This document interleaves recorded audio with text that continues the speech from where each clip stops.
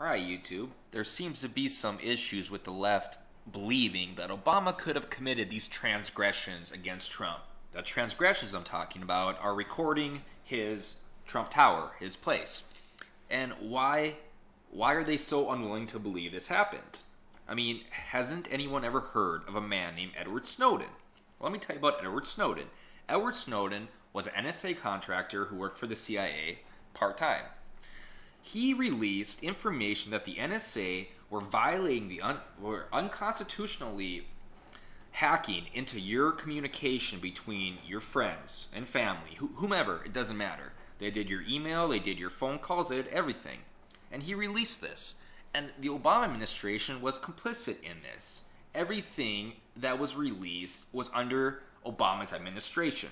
And here I'm going to read some things that were released. But then I'm going to get to another story that I believe definitely gives credence to the fact that Obama probably did wiretap Trump.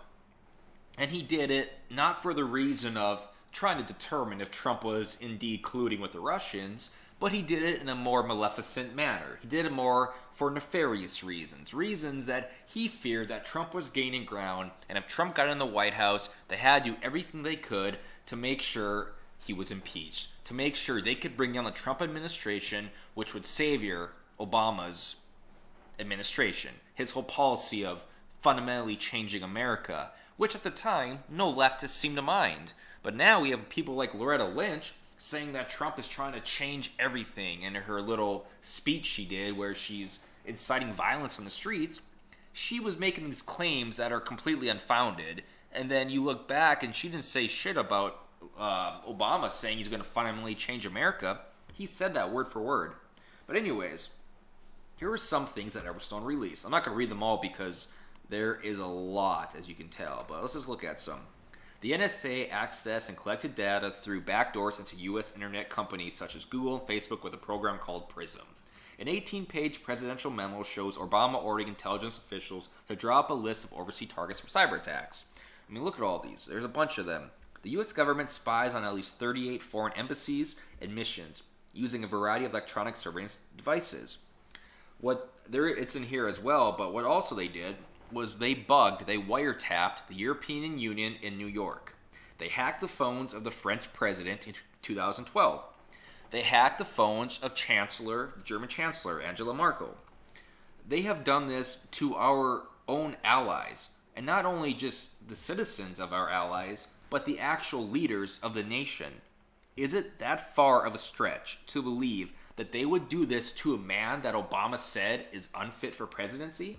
Who Obama personally said does not want to be president?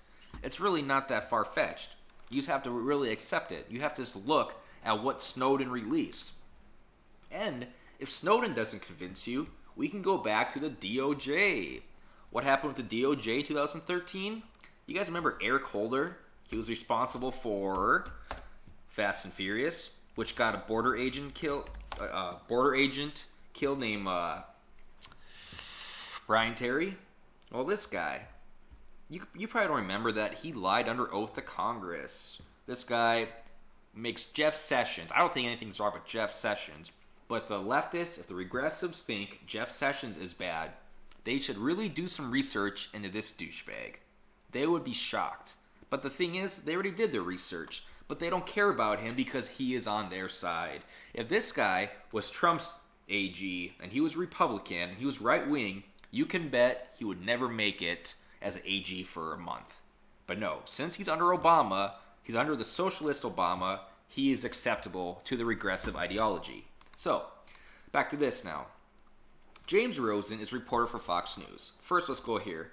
In 2013, the DOJ, under Eric Holder, came under scrutiny from the media and some members of Congress for subpoenaing phone records from Associated Press and James Rosen. They called James Rosen a co-conspirator under the Espionage Act.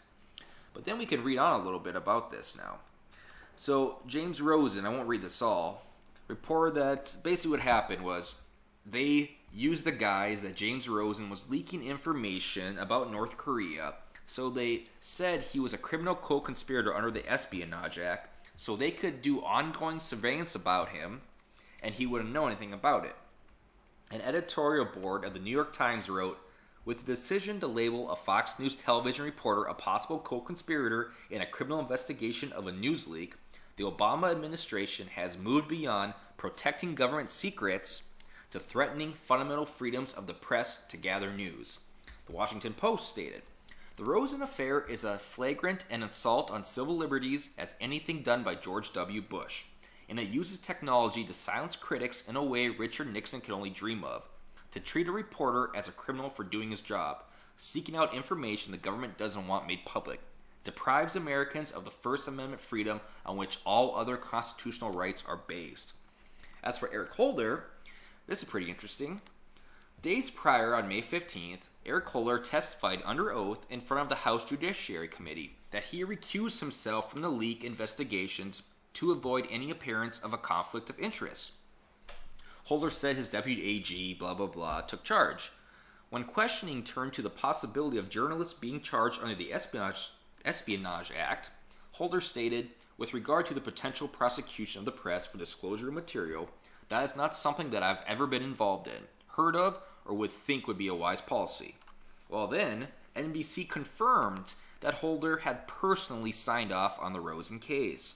The Justice Department defended their decision and spoke about a balance between protecting national secrets and the First Amendment. But you should also read on a little bit more because it showed that he lied to Congress here.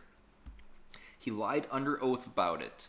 And they claim Jeff Sessions lied under oath and they want him to recuse himself. Now they want him to resign. Well, that's still alleged. There's still no proof Jeff Sessions lied under oath. We know Eric Holder lied under oath. We know Eric Holder instituted Operation Fast and Furious, which got Brian Terry killed. We know Eric Holder and the rest of the DOJ and Obama targeted journalists who were writing bad stories about them, who were bringing down their administration. We know that the NSA was hacking our allies. We know that the NSA has our communications in some database at their headquarters. This is nothing strange to us. This is nothing unusual. So I will ask again, is it really so far-fetched to believe that Obama hacked Donald Trump's phone calls, that he wiretapped Donald Trump's communications, not to discover if Trump was colluding with Russia, but he did it out of nefarious reasons to try to bring down Trump? And that is what the deep state is, which I will go over in another video. There's more to it than that. It's not just Obama. There's Republicans involved as well. The deep state is not a conspiracy, but Obama is not a saint, and regressives who think he is a saint just have to look at his Attorney General, Eric Holder. And I'm done.